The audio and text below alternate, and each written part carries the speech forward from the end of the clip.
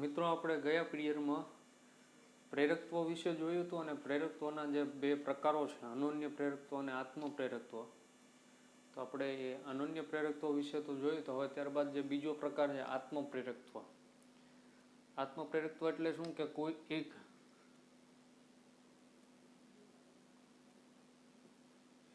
એકલ ગૂંચળા સાથે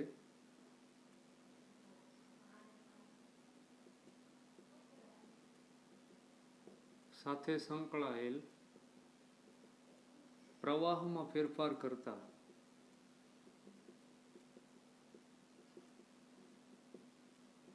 તેને અનુરૂપ તેના ફ્લક્સમાં ફેરફાર થવાથી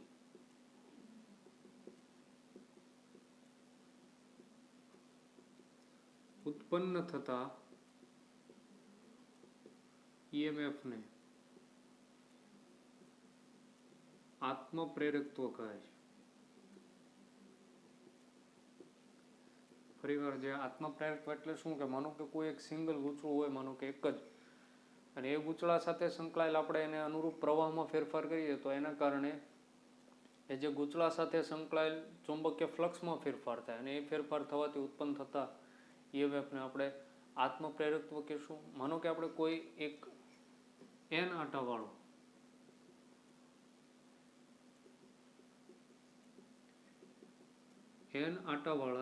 ગૂંચળા સાથે સંકળાયેલ ફ્લક્સ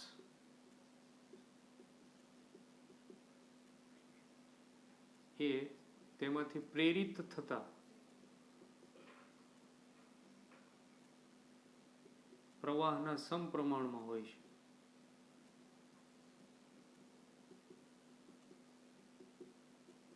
એટલે માનો કે N આંટાવાળા ગૂંચળા સાથે સંકળાયેલ ફ્લક્સ φB એમાં પ્રેરિત થતું પ્રવાહ જે I છે તેની સાથે સમપ્રમાણમાં હોય છે. જો આપણે સમપ્રમાણતાની નિશાની દૂર કરીએ અને એક અચળાંક મૂકીએ તો N∅B = Li, જ્યાં L એ સમપ્રમાણતા અચળાંક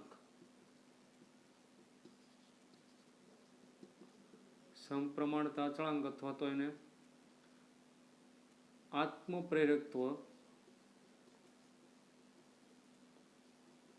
કહે છે. જે અહીંયા L છે તેને આપણે શું કહેશું? આત્મ પ્રેરકત્વ. અને અહીંયા જે માનો કે એ ગૂંચળામાં N આંટા રહેલા હોય તો એની સાથે જે N∅B સંકળાયેલું ફ્લક્સ જો φB જેટલું હોય તો એમાં પ્રેરિત થતા પ્રવાહના સમપ્રમાણમાં, એટલે કે N∅B = I, નિશાની દૂર કરીએ સમપ્રમાણતાની તો અચળાંક મૂકે L, જ્યાં L એ સમપ્રમાણતા અચળાંક, એને આત્મ પ્રેરકત્વ કહેશું. બીજું, આજે સમીકરણ નાનો કે આનું નામ 1 આપી દઈએ તો સમીકરણ 1 ની બંને બાજુ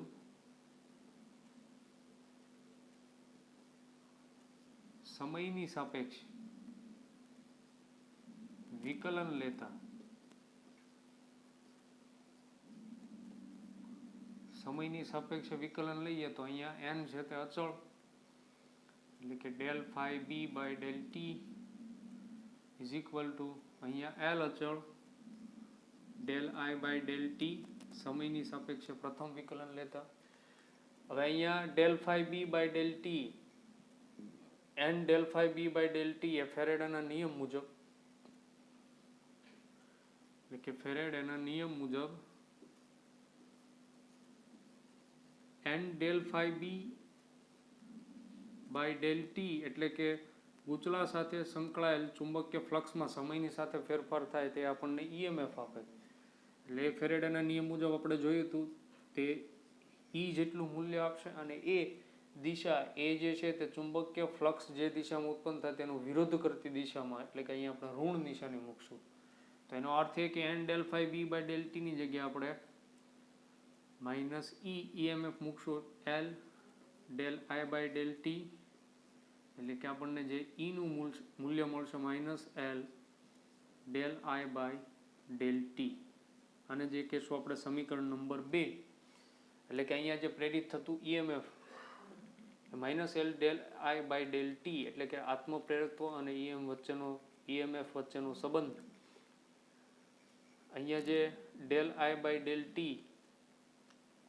અને એમાં આપણે એલને કરતા બનાવીએ તો આત્મપ્રેરકત્વ L E upon del I by del T અને નિશાની અહીંયા ઋણ, એટલે કે અહીં ઉત્પન્ન થતું આત્મપ્રેરકત્વ આપણે આત્મપ્રેરકત્વ જે એલ છે E del I by del T, એટલે કે જે અહીંયા પ્રવાહમાં જે ફેરફાર થાય છે એટલે કે del I by del T. બીજું હવે એક આપણે વાત કરીએ કે આત્મપ્રેરકત્વની વ્યાખ્યાની વાત કરીએ તો અહીંયા del I by del T એટલે કે પ્રવાહમાં થતો ફેરફાર, એટલે કે એકમ સમયમાં જે પ્રવાહમાં થતો ફેરફાર, એકમ સમયમાં પ્રવાહમાં થતો ફેરફાર અને તેને અનુરૂપ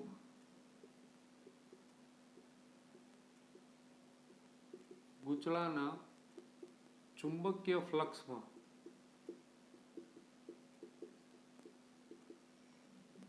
થતો ફેરફાર એ આત્મપ્રેરકત્વ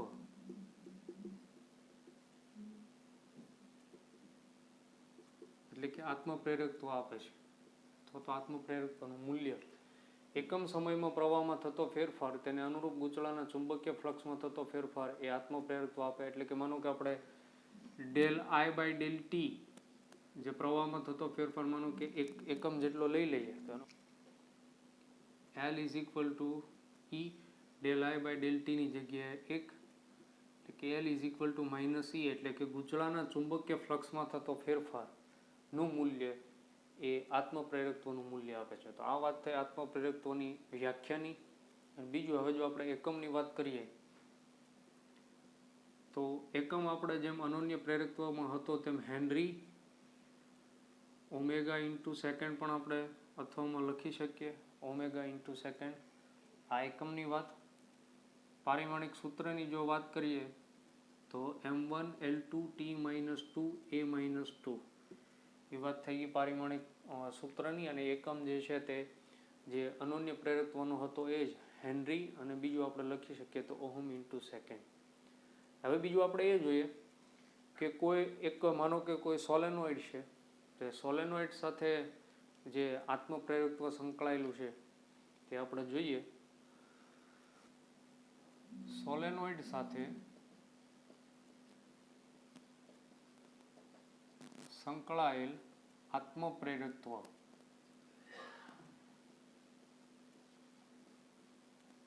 એલ. તો એમાં આપણે સૌ પ્રથમ ધારો કે કોઈ એલ લંબાઈનો તેમજ એ જેટલા આડછેદના ક્ષેત્રફળવાળો તેમજ એકમ લંબાઈ દીઠ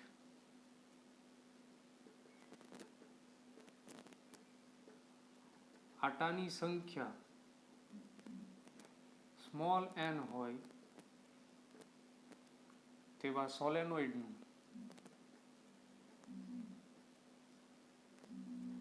ચુંબકીય ક્ષેત્ર એ ચુંબકીય ક્ષેત્ર B is equal to mu0 ni, જ્યાં I એ એમાંથી વહેતો પ્રવાહ, mu0 n જે છે તે એકમ લંબાઈ દીઠ આટાની સંખ્યા. હવે એ સોલેનોઇડમાં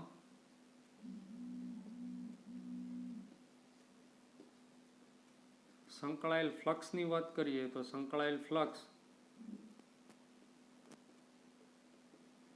માનો કે એમાં આટાની સંખ્યા છે તે આપણે સ્મોલ n લઈએ અને કુલ આટાની સંખ્યા કેપિટલ N લઈએ તો એની સાથે સંકળાયેલું flux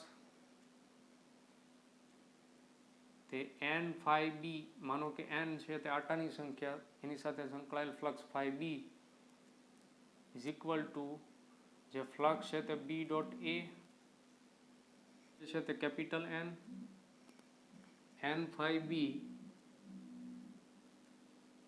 is equal two NBA,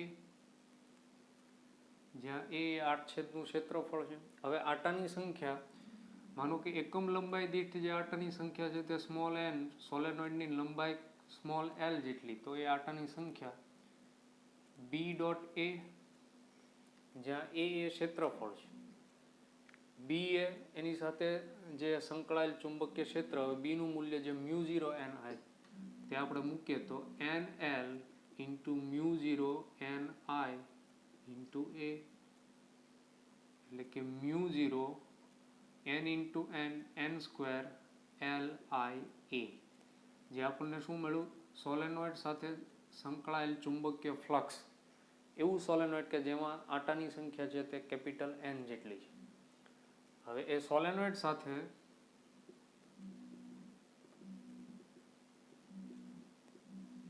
સંકળાયેલ આત્મપ્રેરકત્વ,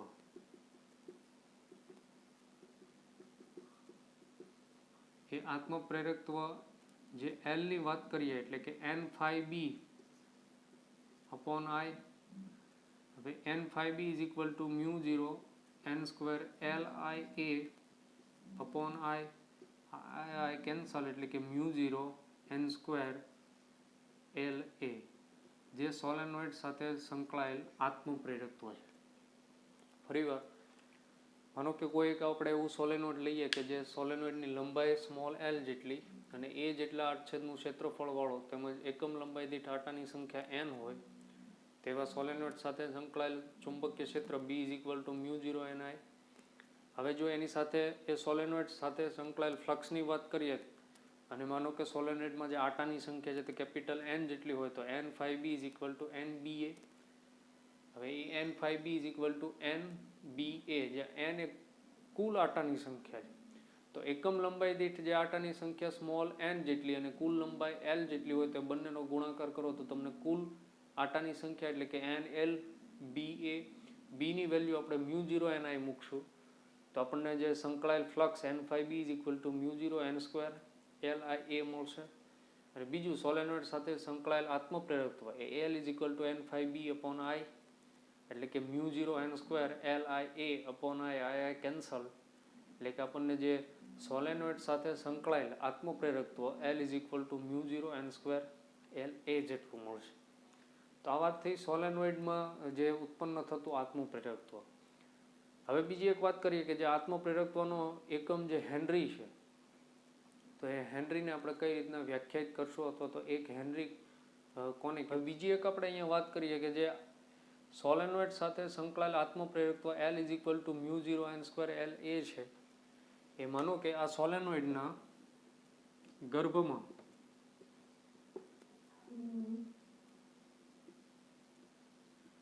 μr પરમિએબિલિટી વાળો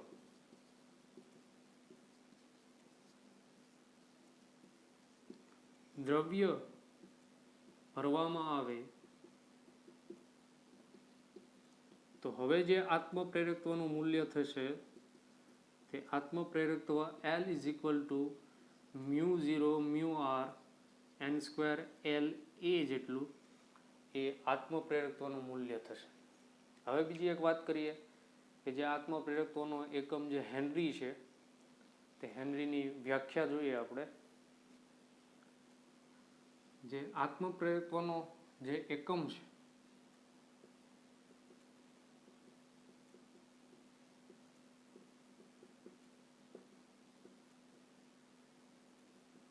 એ હેનરીને આપણે વ્યાખ્યાયિત કરીએ એ મુજબ પહેલા જે આત્મપ્રેરકત્વનું સૂત્ર છે L is equal to E upon del I by del T, જે આ સૂત્ર છે એ ઉપરના સૂત્રમાં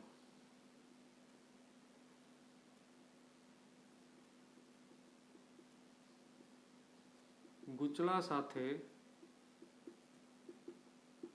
સંકળાયેલ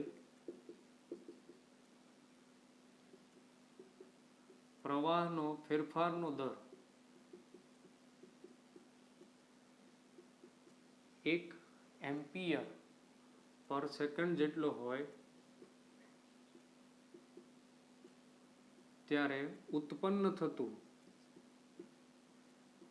EMF 1 વોલ્ટ જેટલું હોય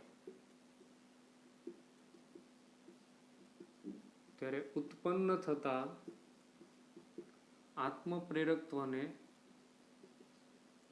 અથવા તો આત્મપ્રેરકત્વના મૂલ્યને 1 હેનરી જેટલું કહે છે. આ જે વાત થઈ એ હેનરીની વ્યાખ્યા થઈ. એટલે કે આ જે ઉપરનું સૂત્ર છે L = -E∆I/∆T, એ સૂત્રમાં ગૂંચળા સાથે સંકળાયેલ પ્રવાહના ફેરફારનો દર આપણે જોઈએ કે 1 એમ્પિયર/સેકન્ડ જેટલો હોય અને ઉત્પન્ન થતું EMF 1 વોલ્ટ જેટલું હોય. તો ત્યારે ઉત્પન્ન થતા આત્મપ્રેરકત્વના મૂલ્યને 1 હેનરી જેટલું છે તેમ કહેવાય. હવે બીજું કે આત્મપ્રેરકત્વનો આધાર બીજા કયા કયા પરિબળો ઉપર છે તેની વાત જોઈએ. તો આત્મપ્રેરકત્વને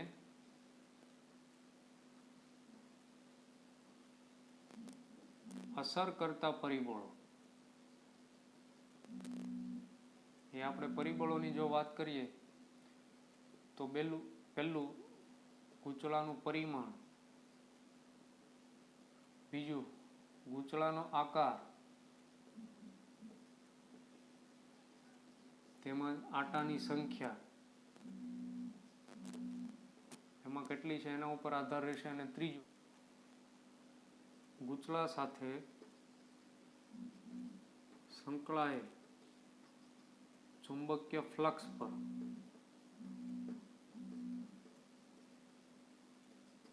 એટલે કે જે માધ્યમમાં રાખેલ છે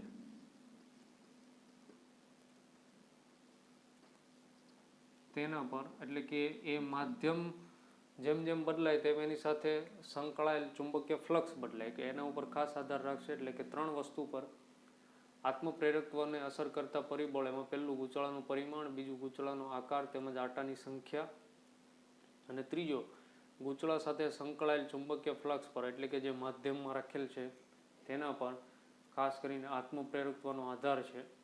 તો આજે આપણે જો જોયું તે